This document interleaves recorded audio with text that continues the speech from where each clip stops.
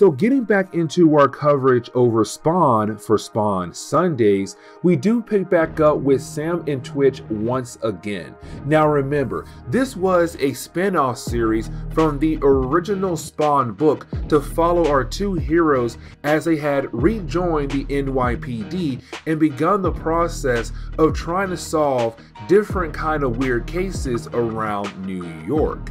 Now when it comes to Sam and Twitch, their first case while being back on the force was a case called Udaku. Now we covered the first half of this story arc, and when it came to Udaku, it's apparently a brand new group out there that are going out of their way to kill off different members of a certain mob family. But also it seems like they might have connections to the NYPD as well. Now we haven't learned everything about this group just yet, but its second half is going to begin the process of us learning a whole lot more about this group. And so getting into today's storyline, it does pick up where our last video left off at. And remember, at the tail end of our last video, Sam and Twitch went to a nearby pawn shop to talk to the pawn shop owner to see if he knew anything about Udaku, to hopefully learn more about this mysterious group. But as soon as our heroes had asked him that question, our mysterious character that has been going around killing off people left and right reappeared behind our heroes and freaked out the owner to the point where the owner took his life. Now you did have Sam and Twitch try to chase down our mysterious killer. We had our hero split up, and so it came to Twitch following our killer into the sewers. Now at the tail end of our last video, it looked like our mysterious killer might be able to grab Twitch from behind and possibly kill him. But as we dive into today's storyline, we don't get that. Matter of fact, we see Twitch being able to kind of fight off our mysterious killer. Now while you have the two characters fighting against each other, Sam realized that his partner Twitch is in danger and tries to go out of his way to help out his partner. Now, of course, you do have our mysterious killer get away, but you didn't have Sam on accident shoot Twitch and not realizing the person he shot at was his close friend. Now, luckily, the bullet did not hit anywhere serious, but still, it's kind of like you shot your partner. Next time, make sure before you fire your bullet who you're shooting at. And so with our mysterious killer being able to get away, you didn't have our two heroes call it in, because now they have a dead body, but also Twitch has been injured. Now when you do have some more police officers arrive at the scene, you didn't have these officers begin to paint a picture that Sam and Twitch were the ones that had killed off the owner of the pawn shop. Now we saw at the end of our last video, it wasn't our heroes, but now the gun is missing. And so now it looks like it was Sam and Twitch who had killed him. Now there's no evidence to show it was actually our heroes, but these cops are trying to paint that picture, and the reason why? Because they are dirty cops. Now we also kind of find out that Dr. McWorry, someone who worked as a doctor who does the autopsies for the police force, has been suspended for a short period of time. And I'll dive into why here in a moment. You didn't have our heroes realize that they have to leave the crime scene, because if they stay there, these other officers are going to continue to try to paint that picture as they're the ones who killed off the owner. Now the reason why Dr. McWorry was released from the police force or from the NYPD is because, let's not forget, Sam and Twitch are currently being investigated by internal affairs because of this particular case, because what happened so far in this case. Because let's not forget, their lieutenant was killed off by our mysterious killer. But when Sam tried to chase on the killer in our last video, he shot a bullet, and that bullet fell right into the head of their dead lieutenant. Now we already knew that it wasn't our heroes that killed off their boss, and on top of that, he was already dead when they arrived at the scene. when it came to internal affairs, they're kind of like, I don't know, because we found a bullet from your gun inside the head of your boss, and that is kind of weird. And then when they arrived at the scene, they found his head removed from his body, which made things even crazier. But getting back over to Dr. McWorry, because she was part of the case alongside with Sam and Twitch, but also because she did not report her findings, well, she was technically let go for a short period of time. But then we jump over to Sam, who's outside the police department trying to have a smoke until a car pulls up and informs him to get inside the car. And the reason why, because this person in the car wants to have a huge conversation with Sam. And we kind of find out that person is Jackie Sangiacomo. Now remember, the Sangiacomo family was the mob family that had different members being killed off by our mysterious killer.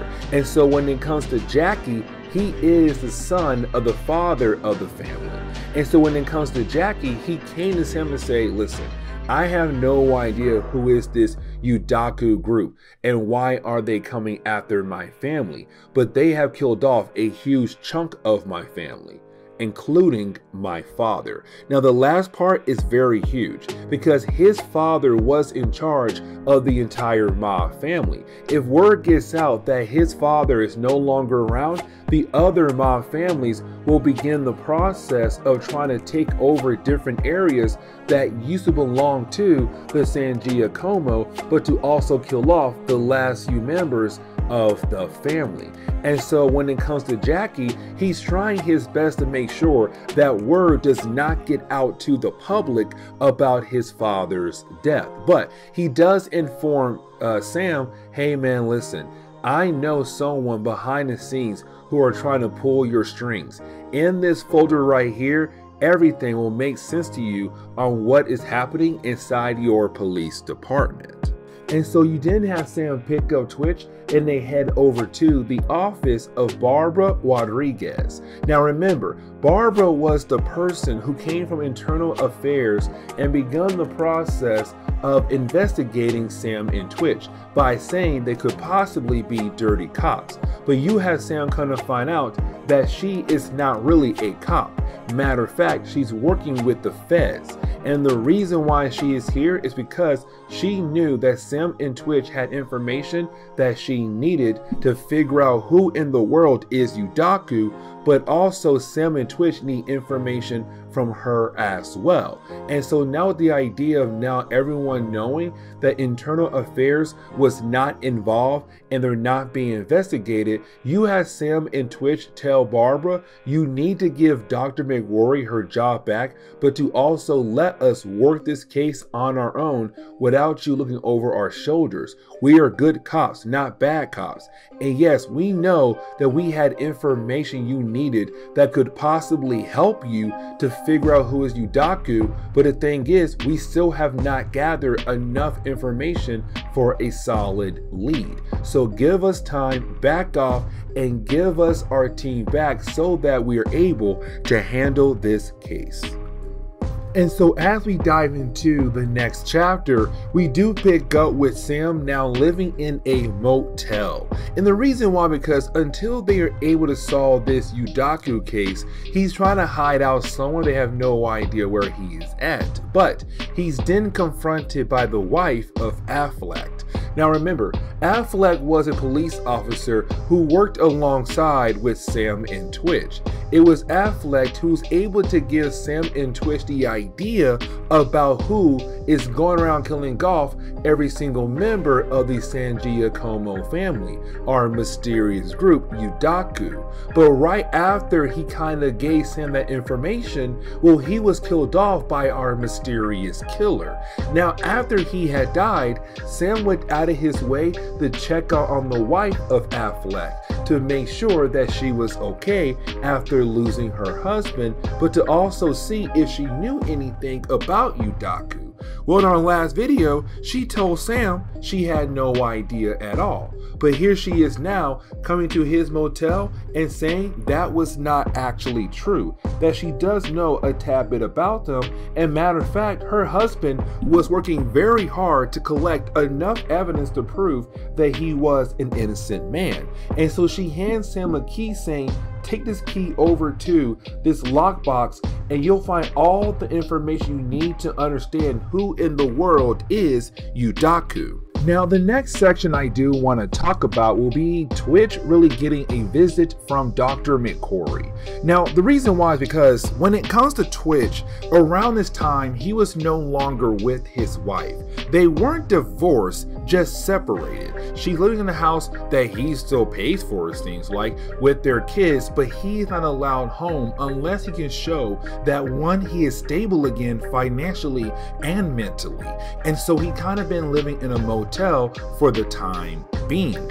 Now, he is getting visits from Dr. McCory, who does inform Twitch that she was able to get her job back, and so she's back doing jobs for the police department. But this could also be a moment where we could see Twitch possibly getting involved with Dr. McCory, because her characters are somewhat similar in different areas. But she does stop by because she did hear that he was shot and she wanted to make sure the wound was actually taken care of properly.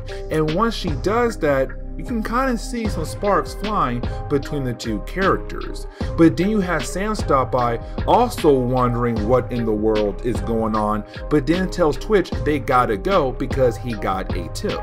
And so we then jump back over to the wife of police officer Affleck, the one who handed the key over to Sam earlier. And we see her going back home where it seems like she's about to gather a few more items and try to get the heck out of town. Except when she does get home, well, she's confronted by more members of Udaku, and they confront her about what she had did, which was giving the key over to Sam. But we kind of find out the only reason why she did that is because of them. But she said, listen, I did what you guys wanted me to do, please leave me alone. They don't. They kill her off right then and there. And so that is the moment where we do see Sam and Twitch arrive at the locker where the wife of Affleck told Sam to go to. Now, before you have our two heroes be able to open up the actual locker, you have Sam say, this feels like an ambush. And right behind them, you have a bunch of different police officers who are now pointing their guns at Sam and Twitch, which shows that yes, this was an ambush, but on top of that, it also shows that there are a lot of corrupt cops in the NYPD. And that was one reason why Sam and Twitch were able to come back to the police force, because there were two honest cops that got the job actually done. And so you had Sam and Twitch realize that when it comes to Udaku, they most likely have their hands in the NYPD. And so most of these police officers are most likely working for them as well. But their goal right now is to kill off Sam and Twitch. But luckily for our heroes, well, you have the Giacomo family appear to also help out Sam and Twitch, because their family have been killed off left and right by different people who possibly work for the Udaku. And so you have them say, you know, we want to make sure our boys are able to solve this case, but to also figure out who in the world is this hidden organization, but also make sure you crooked cops finally get what you guys deserve. And so you have a complete shootout between, well, Sam and Twitch, the corrupt police officers, and also the Giacomo family. And so then you have Sam and Twitch go out of their way to pull one of the officers to the side, one of the corrupt officers, to ask him, are you guys working for Udaku?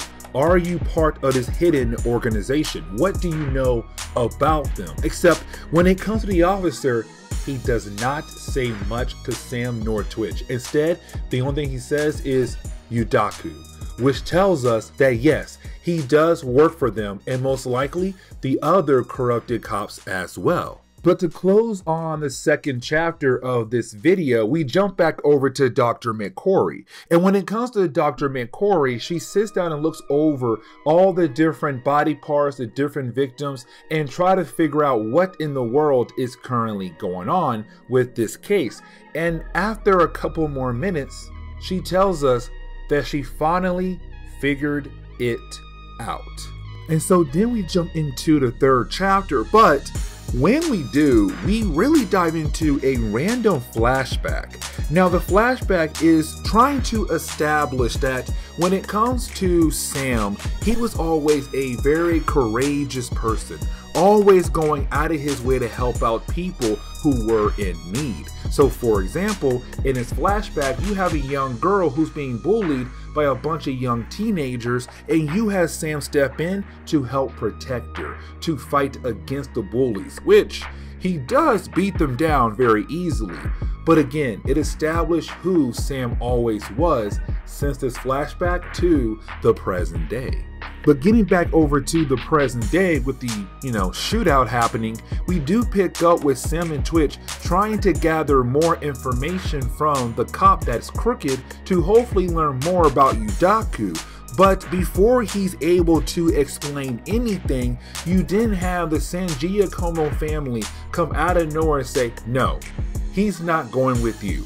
He's coming with us. And so this is the Sanjia family saying, hey, thank you, Sam and Twitch, for helping us, do some dirty work when it comes to figuring out how deep it goes when it comes to Udaku. But I have to kill off all these crooked cops because all these cops work for Udaku, and that entire organization had killed off most of my family. I am literally the last part of my family, the last member of my family. So I have the right to kill these crooked cops off.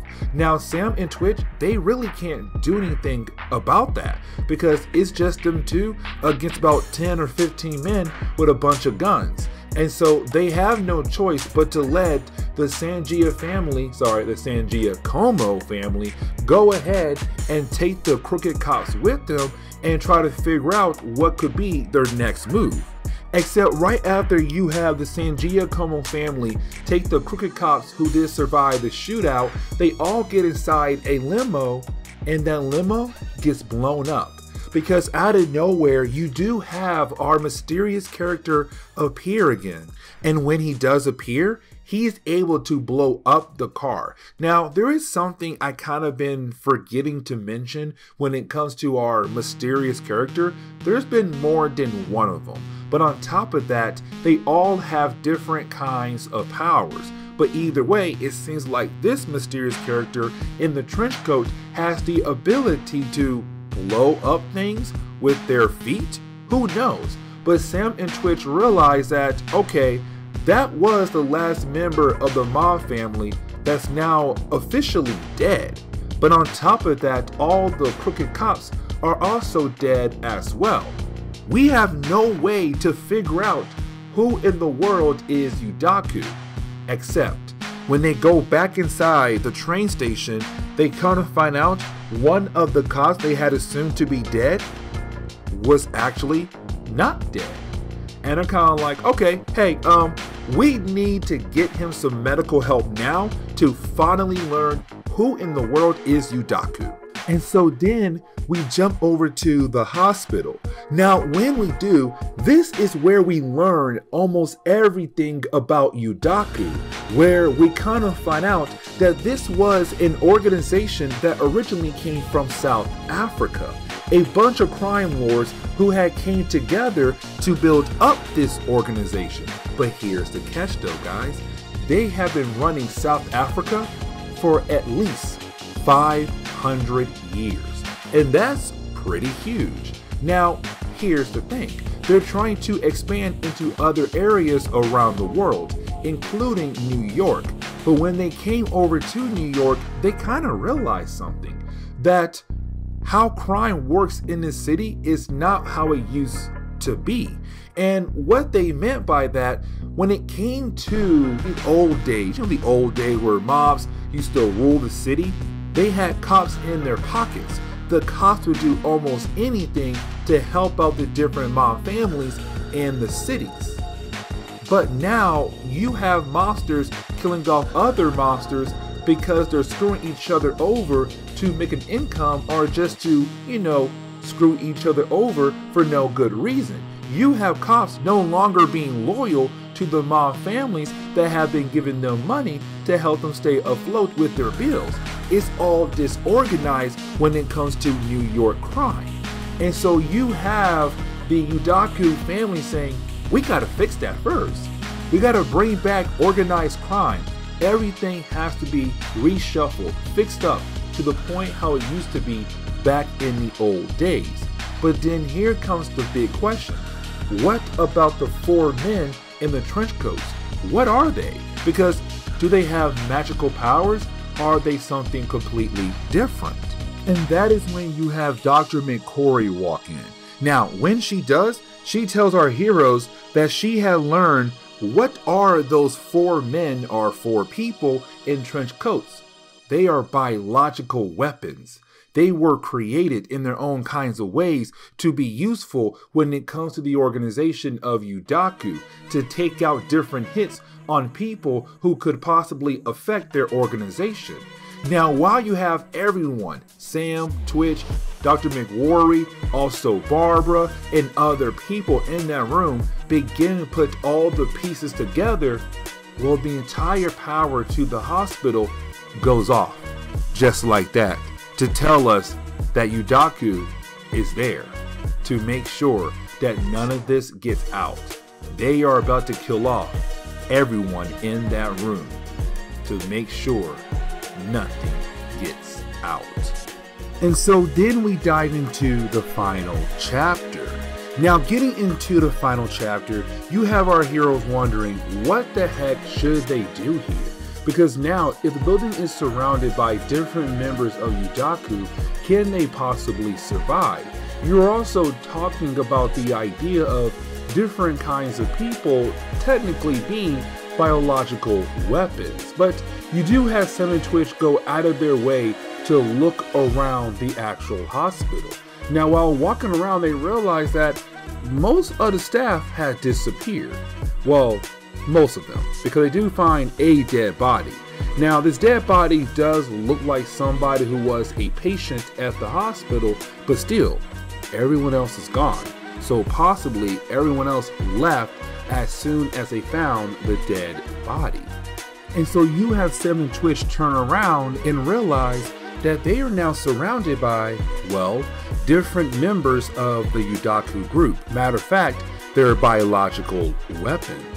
And so you have our heroes wondering, what could they possibly do in this situation? Because each person, each biological weapon here has a different kind of ability. There's not much that you can really do, except, run away. And so you have our heroes run away, but also trying to defend themselves when they get, caught up by one of the mysterious characters grabbing them. Now, you do have Sam being able to shoot one of them in the head, and honestly, he got lucky because only his weapon hit the ground and fired, and the bullet hit the guy who was chasing him down perfectly in the head. Now, when it comes to Twitch, he's wondering, okay, how are the rest of the people who were with them earlier?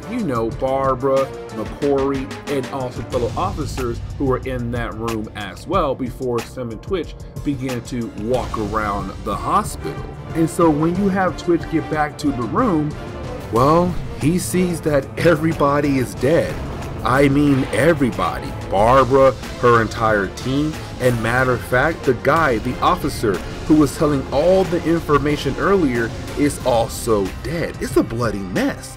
But luckily, McWorry survived. She hid in the closet. And so she comes out and tells Twitch what she saw. And she said the entire team, they did not stand a chance at all when it came to fighting against the biological weapons. It was a complete loss. Now, Here is the thing though, because Udaku was trying their best to make sure that none of this information got out. They even took a recording that you had Barbara doing when it came to the officer confessing everything he knew about Udaku. So now Twitch, Sam, and the rest of the team who could possibly be alive, they don't have anything now to prove that Udaku is a real organization, except you didn't have McCrory say, well, their leader walked in here, and when she did, she was the one who took the recording. And so you have Twitch leave the room to hopefully find the leader, this young blonde woman. And so you have Twitch being able to find the blonde woman, and we kind of find out her name is Cecilia Udaku, which means, yes, she's part of the Udaku family, but she's only the daughter of the real leader of the entire organization, which honestly, I say she's just the daughter of one of the many people in charge of the entire organization. And really, it is Cecilia, what seems to me, trying to, build up her own branch in the family, her own spot in the world when it comes to the entire Udaku organization. But either way, you have Twitch being able to catch up to her and stop her. Now, this is Twitch thinking that he'll be able to arrest her. But she says, do you really think that's going to work? Like, honestly, sit down and think about it. Do you really think you'll have the ability to keep me locked up for what I did? I mean, yes, I did commit a lot of crimes here. Yes, you might have some evidence that could prove that I am the bad guy here. But let's just say, possibly my entire organization has, their money in different areas in your government, your criminal justice system, meaning that there are cops, lawyers, judge who are on my side, not your side, and I'll have the ability to get out. Now, let's just say that you are able to, get past those situations, and then they deport me back to my home country. Well, my entire family owns the entire system, the entire justice system in my home country. So no matter what you do here, you're screwed. And I'll tell you right now, if you try to arrest me and when I get out, I'll kill your children. I'll kill off one. And then once you healed up after the death of one child, I'll kill another and continue the same process over and over again. That's how messed up she is here, guys. And so Twitch is wondering, what can he do here? He's like, I have to let her go. But he doesn't. But no, he does not arrest her. He shoots her in the head. Now, after shooting the lady, you then have Twitch reveal to us and also to Sam that he had a digital recorder. So everything was recorded. But the question is right now, what is Sam and Twitch going to do with the idea that Twitch shot a woman who was not armed? She didn't have any weapons on her at all. Like, yes, she is the reason why a lot of bad things are happening in the city, but you shot someone who you could have easily arrested or who could have easily walked away. Now, yes, she did say that she was going to kill off his children. He's like, nah, man, that's my kids. No way, no way, no way. But he still shot someone. As a cop, you're not allowed to do that. And so we're left to wonder. But word gets out about the death of Cecilia all the way back over to South Africa to her father. Now, at first, her father believes that the guy that, came to him to report what happened to his daughter is just saying, hey man, your daughter's going crazy in New York, to only find out that his child is now dead, that she was shot by a police officer from the NYPD. And the book ends on that note right there. So yeah, this is where we are going to end today's comic book video. So please leave me a like down below and subscribe. Also, if you have any suggestions on books I should read, well, please let me know in the comments below, because you never know, your suggestion could be a future video down the road. But guys, see y'all next time.